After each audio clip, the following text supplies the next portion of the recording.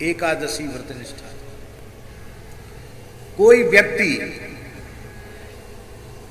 1 करोड़ गायों का दान करे। कितनी गायों का दान? स्वर्ण श्रृंगा, रजत खुरा, ताम्र पृष्ठा, रत्न पुच्छा, कांस्य दोहनी से युक्ता, सवत्सा, ऐसी 1 करोड़ गायों का दान करे और एक बार गोविंद नाम का उच्चारण कर ले, तो बोले उस गोविंद नामोच्चारण के पुण्य के 16वें अंश की बराबरी नहीं हो सकती। यज्ञ करने में कितना धन खर्च होता, जन की जन सहयोग, धन खर्च। 10,000 यज्ञ कर ले, सविधि ब्राह्मणों को दक्षिणा आदि से तृप्त कर दे, तो 10,000 यज्ञ करने का जो पुण्य होगा और एक बार गोविंद नाम के उच्चारण का जो पुण्य होगा, वो गोविंद नामोच्चारण के पुण्य के 16वें अंश की बराबरी 10,000 यज्ञ नहीं कर सकते।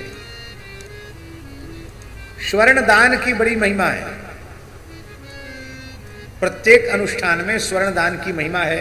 महाभारत में लिखा है, बहुत ध्यान से सुने, महाभारत में लिखा है कि पृथ्वी, गाय और स्वर्ण, इन 3 पदार्थों को ही ब्रह्मा जी ने दक्षिणा के रूप में निश्चित किया है। इसलिए गोदान, भूदान और स्वर्णदान जब तक नहीं होता है तब तक किसी भी वैदिक अनुष्ठान की पूर्ति नहीं मानी जाती है, ऐसा महाभारत में लिखा है। और स्वर्ण दान कितना करे? तोला 2 तोला नहीं, सुमेरु पर्वत के समान सोने का दान कर दे और एक बार गोविंद नाम का उच्चारण कर ले, उसके भी 16वें अंश की बराबरी नहीं हो सकती।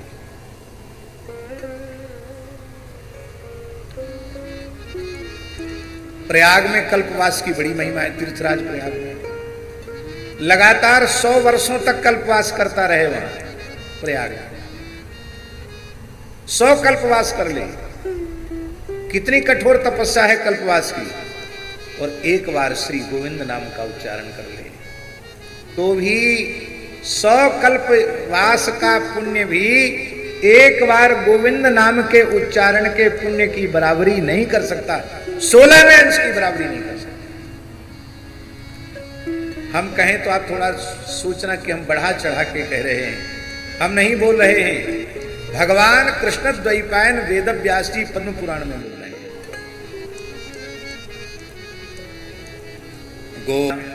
एक बार श्री नंद बाबा ने, देखिए नंद बाबा परम भागवत परम वैष्णव है। वैष्णव धर्म की अनंत निष्ठाएं हैं। उन अनंत निष्ठाओं में 64 निष्ठाएं प्रसिद्ध हैं। उन 64 निष्ठाओं को भक्ति रसामृत सिंधु में श्री रूप गोस्वामी जी महाराज ने अलग अलग करके वर्णन किया है। उन 64 निष्ठाओं में प्रधान 3 निष्ठाएं। पहली एकादशी व्रत निष्ठा, दूसरी तुलसी निष्ठा, तीसरी नाम निष्ठा। एकादशी व्रत निष्ठा, तुलसी निष्ठा और नाम निष्ठा, ये 3। इन 3 में एक प्रधान है, नाम निष्ठा। नाम में सब कुछ आ जाता है, नाम से बाहर कुछ नहीं है। श्री नंद बाबा के जीवन में तीनों निष्ठाएं परिपूर्ण रूप से दिखाई पड़ती हैं। एकादश्याम निराहार, जलाहार, पयाहार नहीं, फलाहार नहीं, निराहार। श्री नंद बाबा प्रत्येक एकादशी निर्जल करते हैं।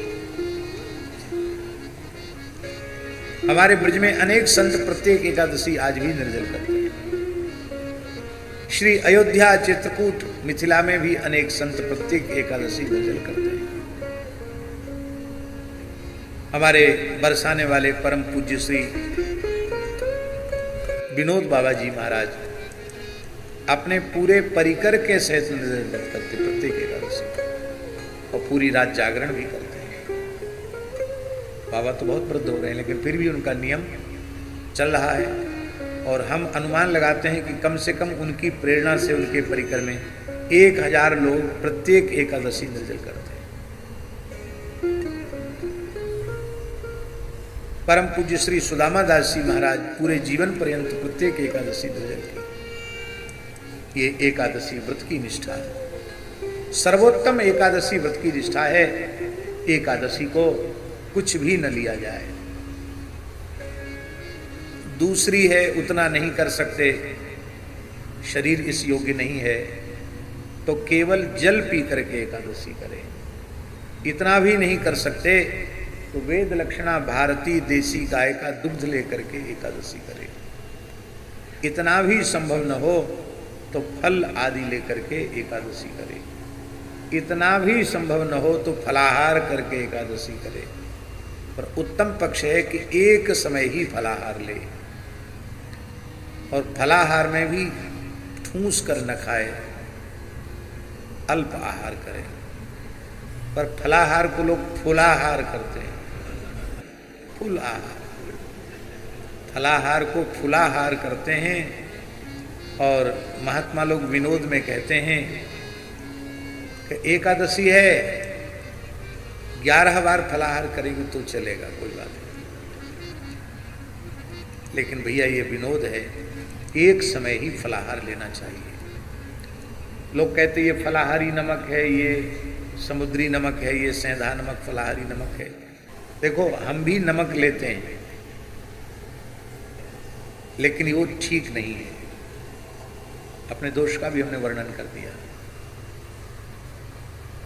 किसी भी व्रत में नमक लेते ही व्रत का आधा पुण्य नष्ट हो जाता है, इसलिए व्रत में नमक वर्जित है। हम भी पहले एकादशी केवल जल पर ही करते थे। इसलिए करते थे कि हमको भगवान ने कथा की सेवा दे रखी है। अब बोलते बोलते बहुत प्यास के मारे कहीं ये सेवा रुक जाए, इसलिए जल पीकर हम करते थे। और हमारे करने का लाभ ये था कि उससे प्रेरणा लेकर सैकड़ों हजारों की संख्या में लोग करते थे।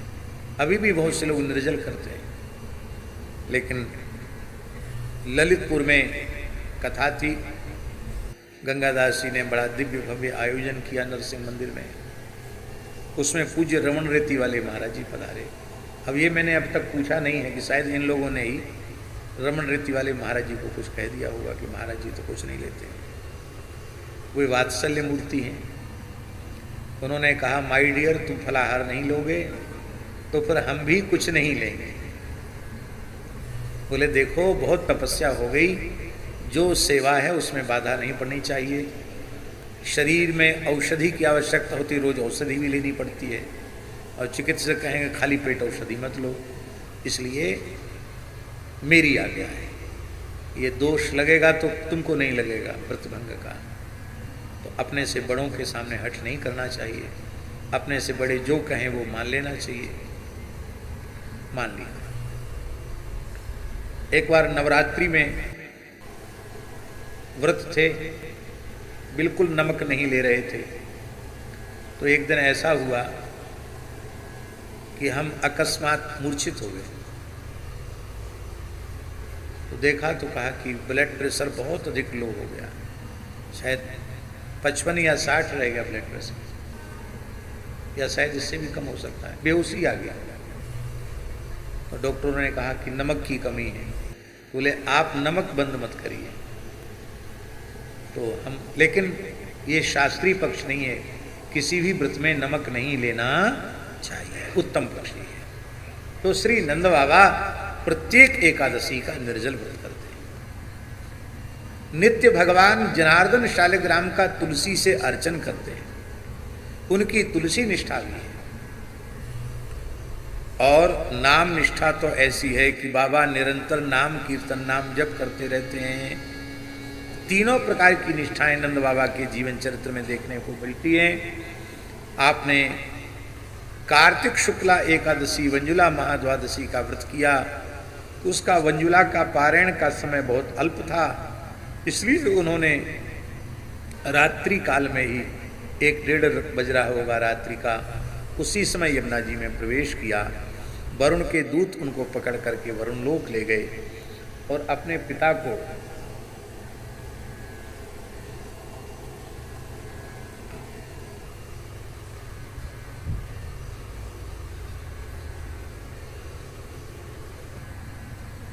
पूज्य भाई श्री का परिकर पधारा है, परम पूज्य श्रद्धेय श्री रमेश भाई ओझा जी की।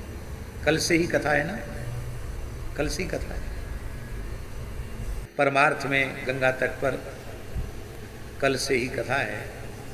शास्त्री जी भी बहुत अच्छे श्रीमद् भागवत के वक्ता हैं, बहुत बढ़िया कथा करते हैं। शशांक जी महाराज, शशांक शेखर, शशांक शेखर जी महाराज बहुत अच्छे श्री राम कथा प्रवक्ता है। बोलो भक्त वत्सल भगवान की जय। तो राम जी, भगवान श्री कृष्ण अपने पिता को लेने के लिए वरुण लोक चले गए। वरुण देव ने भगवान श्री कृष्ण के चरणों में प्रणाम किया, उनका अभिषेक पूजन संपन्न किया, वस्त्राभूषणों से भगवान श्री कृष्ण को और उनके पिता श्री नंदराय जी को अलंकृत किया और कहा, अद्य में निवृतो देहोद्यैवार्थो दिगत प्रभो त्वत्पाद भाजो भगवन नवापु पारमत्वना। हम एक बार पूज्य मोटे गणेश जी वाले महाराज जी के पास गए तो उन्होंने हमको यही बात पूछी कि वरुण देव ने भगवान श्री कृष्ण से क्या कहा, सो बताओ। तो हमने ये श्लोक सुनाया उनको, अद्य में निवृतो देहो दैवार्थो दिगत प्रभो त्वत्पाद भाजो भगवन नवापु पारमत्वना। उन्होंने कहा, इसका आशय समझे? महाराज जी आप समझाइए। बोले, इसका आशय यह है कि मनुष्य शरीर नहीं, वरुण जो है वो देवता हैं, जल के अधिष्ठात्र देवता वरुण हैं, उनका शरीर पुण्यमय है, दिव्य है, प्राकृत शरीर नहीं है उनका। देवता का शरीर भी बिना श्री कृष्ण दर्शन के व्यर्थ है। जब देवताओं में भी वरुण देव जैसे महान देव का शरीर भी बिना कृष्ण दर्शन के व्यर्थ है, तो मनुष्य जन्म का तो एकमात्र प्रयोजन श्री कृष्ण दर्शन ही है। ये शिक्षा हमें इस श्लोक से लेनी चाहिए। हे भगवान, मेरे मूर्ख सेवक ने आपके पिता को यहाँ तक पहुँचा दिया और मैंने भी आपके पिता को रोक कर रखा। ये ढिठाई की, इसलिए धृष्टता की कि मुझे पता है कि आप अपने पिता को लेने के लिए वरुणलोक अवश्य आएंगे, तो आपकी चरण रस से वरुणलोक पवित्र हो जाएगा और हम सब आपके दर्शन से कृतार्थ हो जाएंगे। इसीलिए हमने आपके पिताजी को रोक कर रखा। अब आप हमारे अपराध को क्षमा करें। गोविंद नियता में स पिता ते पितृवत्सल। ये भक्त वत्सल तो है ही है, शरणागत वत्सल तो है ही है। आज एक नया नाम वरुण देव ने दे दिया, पितृवत्सल। अच्छा झा जी, ये पितृवत्सल शब्द जो है भगवान में ही घटित हो सकता है और कहीं घटित हो सकता है क्या?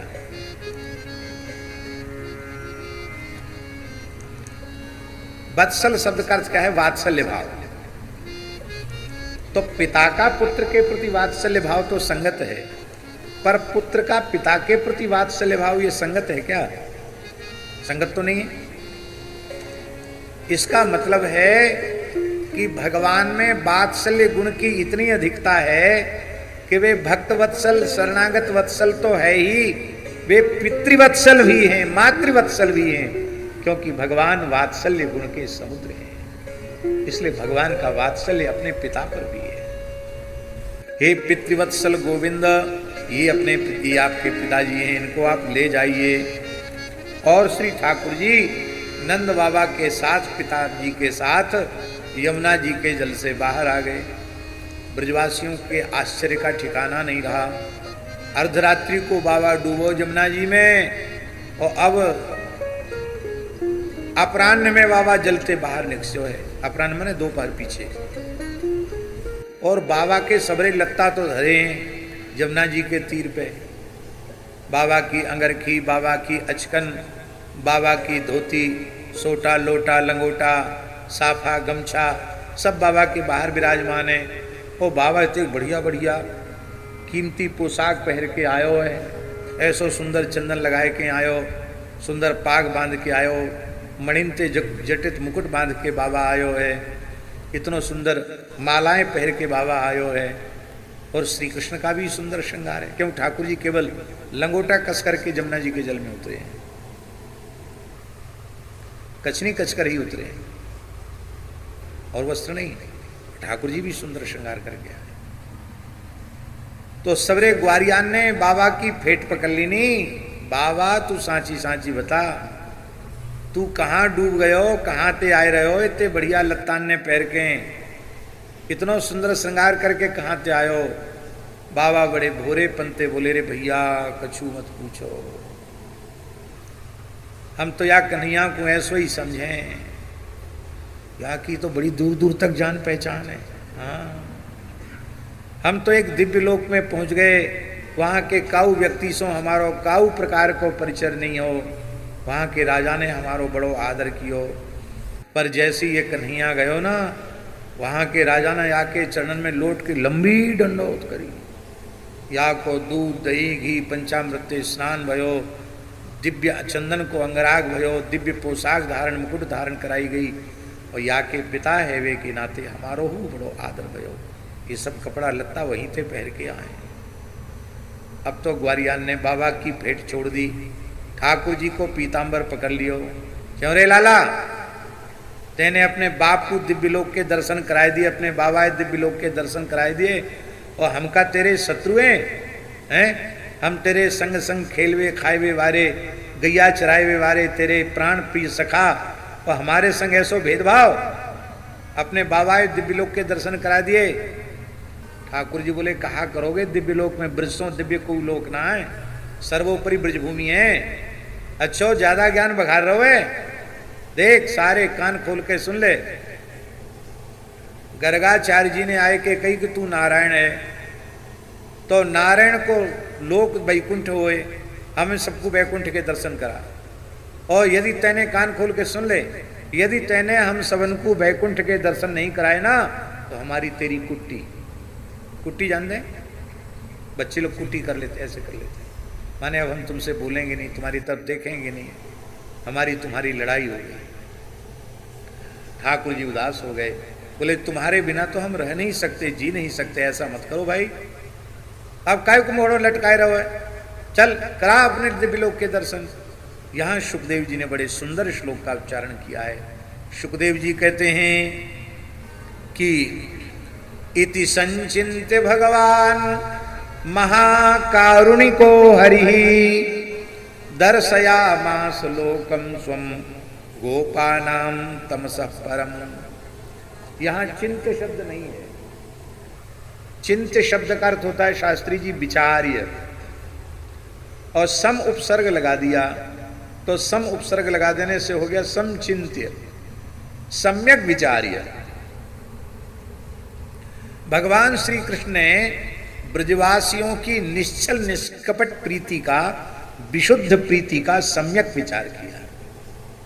और जब भगवान ने उनकी निश्चल निष्कपट विशुद्ध प्रीति का विचार किया, तो भगवान के भीतर महाकरुणा जागृत हो गई। महाकारुणिका, अब नियम है, एक कहावत है, बिना मरे स्वर्ग नहीं दिखता। क्या? बिना मरे स्वर्ग देखने के लिए मरना पड़ेगा, पर कोई कोई सशरीर स्वर्ग भी चले जाते, ऐसे इतिहास हैं कि नहीं? दशरथ जी सदैह स्वर्ग जाते थे, अर्जुन सदैह स्वर्ग गए, ऐसे उदाहरण है। पर भगवान के धाम का स्वरूप अप्राकृत है, इसलिए अप्राकृत धाम में ये प्राकृत शरीर नहीं जा सकता। धाम की मर्यादा यही है। शरीर के महाराज जी तीन भेद हैं। एक स्थूल शरीर, ये जो हमारे अनुभव में व्यवहार में आ रहा है, एक सूक्ष्म शरीर जो मन बुद्धि चित्त मन बुद्धि अहंकार वाला सूक्ष्म शरीर, और एक कारण शरीर। तो स्थूल शरीर का नाश होता है, सूक्ष्म और कारण बने रहते हैं, और जब तक सूक्ष्म और कारण बने रहेंगे तब तक संस्कृति के चक्र में जीव को पड़े रहना पड़ेगा। जब जीव भगवान के नित्यधाम को प्राप्त करता है तो उसका स्थूल शरीर तो यही नष्ट हो जाता है, विरजा स्नान के अनंतर सूक्ष्म और कारण शरीर भी समाप्त हो जाते हैं। सूक्ष्म और कारण दोनों शरीर जब समाप्त हो जाते हैं तब दिव्य पार्षद देह की प्राप्ति होती है। वह पार्षद देह भगवत तुल्य ही होता है। फिर अपनी उपासना और अपनी भावना के अनुसार सखा सखी, दास दासी, मंजरी, सहचरी आदि भाव की प्राप्ति, स्वरूप की प्राप्ति होती है। और वो स्वरूप आचार्य कृपा से, गुरु कृपा से, भगवत कृपा से, किशोरी जी की कृपा से अनेक भाग्यशाली जीवों को इस वर्तमान जीवन में भी अपने सिद्ध स्वरूप की प्राप्ति हो जाती है। तो जिनको सिद्ध स्वरूप की यहां प्राप्ति होती है उन्हीं को वहां भी सिद्ध स्वरूप की प्राप्ति होती है। हम तो खाली बातें बना रहे हैं, केवल बातें बनाने से काम नहीं चलता है।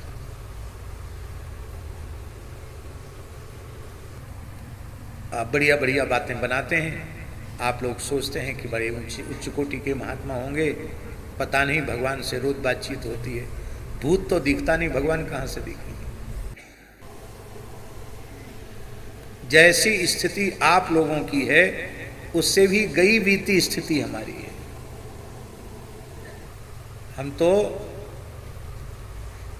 जैसे कोई गधा शेर की खाल ओढ़ ले और भ्रमलोक करने लग जाएं, गधे को शेर मानने लग जाएं, ऐसे ही शेर की खाल ओढ़ रखी है, बाकी अभी शेर बन नहीं पाए।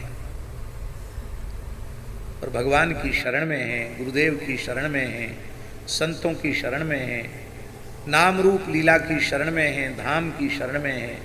अपनी पात्रता करोड़ कल्प में भी नहीं है, पर ये कृपा करेंगे तो इनकी कृपा से ही सब कुछ संभव है।